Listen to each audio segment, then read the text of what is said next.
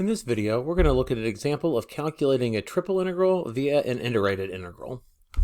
So we're asked to do the triple integral over the solid E of sine of y dv, where E lies below the plane z equals x, and above a triangular region in the xy plane with vertices 0, 0, 0, pi 0, 0, and 0, pi 0.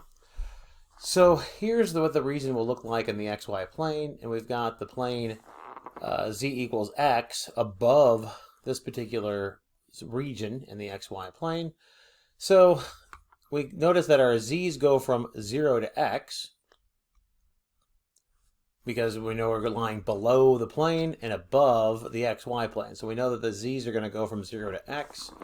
Now we just need to describe this region in the xy plane. Well, that's pretty easy to do because this equation of this line is y equals pi minus x.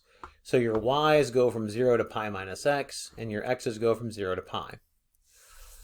So we need an antiderivative for sine of y with respect to z, so we just get z sine y. Plugging in our endpoints, we'll just get x times sine y. This is now the function that we're going to integrate with respect to y.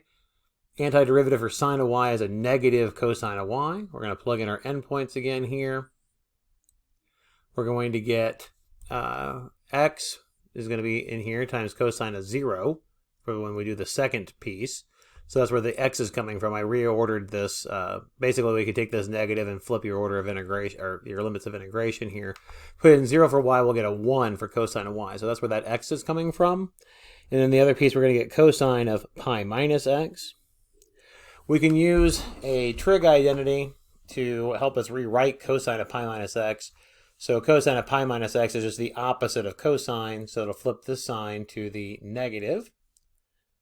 It'll flip the sign, make it positive, from negative to positive. So now we're just integrating x plus x cosine x. This will require an integration by parts. So when we do that, we'll get an x sine x plus cosine x, and you should be able to check your integration by parts to see that that really is the correct antiderivative. So we put in 0 and put in pi. If you do that, you should get a final answer of 1/2 pi squared minus 2.